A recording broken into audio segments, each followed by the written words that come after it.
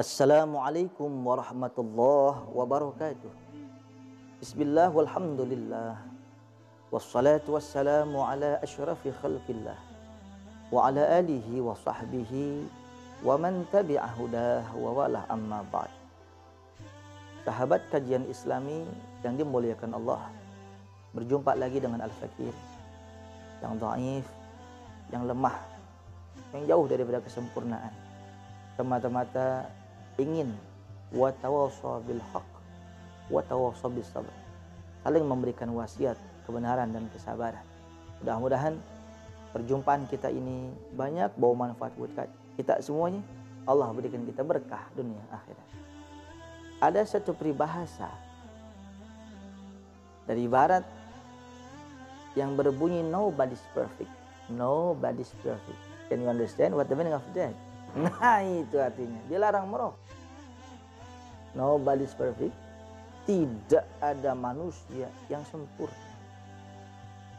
Kullu maulud yuladu alal fitrah. Memang faktanya setiap bayi yang dilahirkan dalam kondisi suci tanpa dosa. Seiring waktu berjalan, akil balik dia sudah tahu mana yang baik dan benar. Disitulah sebagai driver dia mengemudikan jiwa raganya di kebenaran atau keburukan. Manusia dalam kancah agama kita dikatakan al-insan mahallul khata' wan nisyan. Manusia itu tempatnya salah dan lupa. Ada ibarat yang lain, summiyal insanu linisyanihi. Dinamakan manusia karena sifat lupanya. Jadi kalau manusia nggak lupa bukan manusia, malaikat namanya. Kalau manusia nggak salah bukan manusia, malaikat namanya. Kecuali baginda Nabi Muhammad sallallahu alaihi wa alihi wasallam.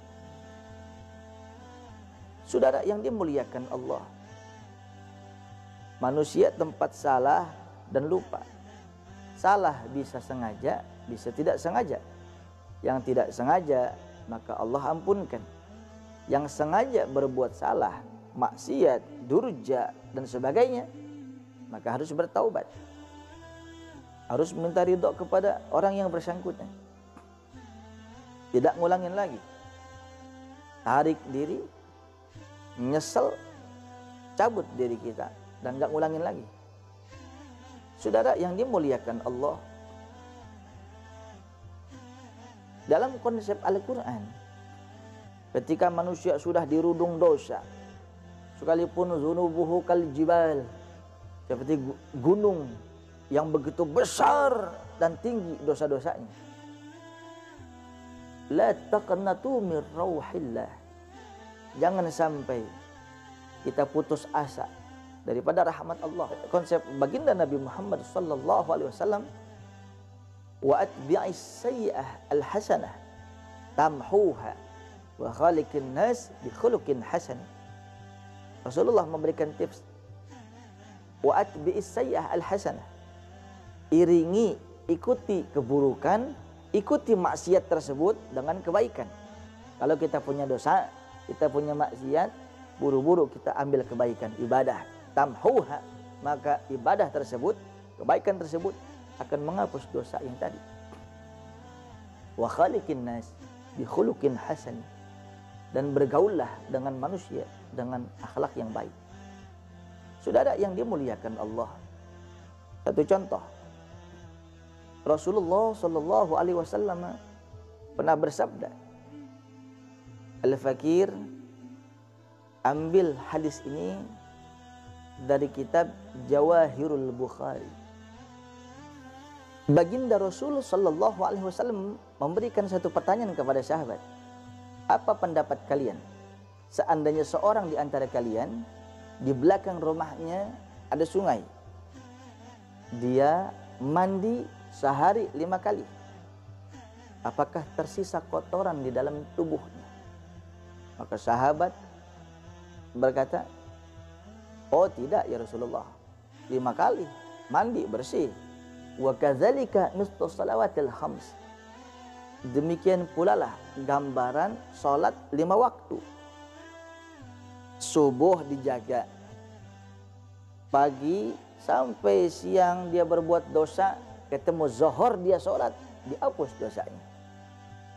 Zuhur dia sholat, antara zuhur dan asar dia melakukan maksiat, asar dia sholat, maka asar menghapus dosa sebelumnya. Setelah asar dia sholat, antara asar dan maghrib dia maksiat, maghrib dia sholat, maka menghapuskan dosa sebelum maghrib. Di antara tipisnya waktu maghrib dan isya, sempat-sempatnya berbuat maksiat, isya ketemu dia sholat isya, hapus sebelum sholat isya. 5 waktu di eraser of our sin, yaitu penghapus dosa-dosa kita, adalah 5 waktu. Begitu juga puasa kita, wabil khusus puasa Ramadan.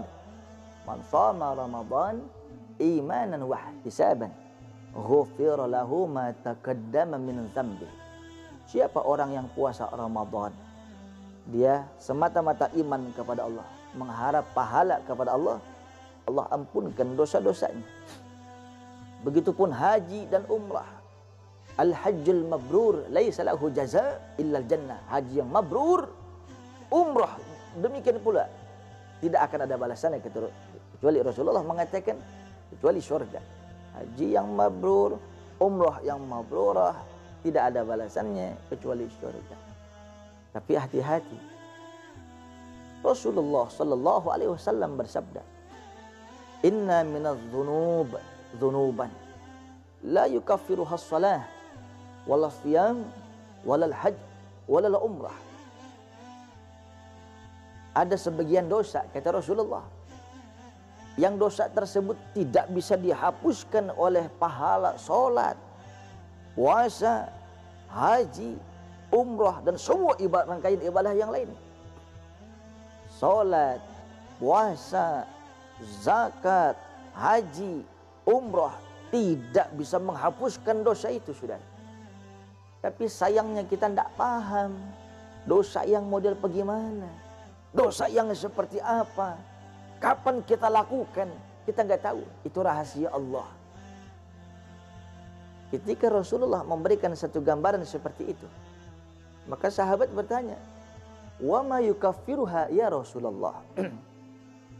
Lalu kalau begitu, kalau dosa tersebut tidak bisa dihapus dengan sholat, dengan puasa, dengan haji dan umrah, wa ma yukaffiruha ya Rasulullah? Itu dosa dihapus dengan amalan apa ya Rasulullah? Jawaban Rasulullah, al-humum fi talabil ma'isyah. Dosa itu akan terhapus ketika dirimu lelah, capek, letih mencari rezeki untuk keluarga. Sahabat kajian Islami yang dimuliakan Allah, Allah kirim. Suatu malam ada seorang ayah pulang larut malam, tidak membawa rezeki seharian. Padahal esok hari ada kewajiban yang harus ditunaikan. Entah dia harus bayar ini, entah dia harus melunasi ini, entah dia harus mengemban ini. Sampai rumah, anak istrinya sudah tidur. Dilihat satu persatu wajah anak dan istrinya, begitu lugu dan polos menanti rezeki yang dibawa oleh sang suami. Sang suami sedih. Maka sang bapa malam itu dia menatap wajah anak dan istrinya. Ya Allah, ya Rabb, apa yang harus hamba lakukan? Besok harus ini, besok harus itu, besok harus bayar ini, besok harus wajib begitu. Tapi hamba belum punya apa-apa. Cuma sekedar begitu saja, wahai saudara. Cuma sekedar munajat singkat kepada Allah. Maka malam itu turun rahmat Allah kepada itu bapak. Turun kasih sayang Allah. Apa sebabnya? Dalam hatinya masih ada tanggung jawab. Besok mau buat apa? Besok mau nyari apa? Besok mau nyari nafkah model bagaimana? Harus bayar ini. Turun rahmat Allah. Oleh sebab itu, Kalau ada di antara kita seperti itu, saudara, itu maklum dan wajar. Proses kehidupan yang harus kita lalui. Tapi ingat, jadilah batu karang yang dihempas ribuan ombak, sejengkal pun tidak akan mundur.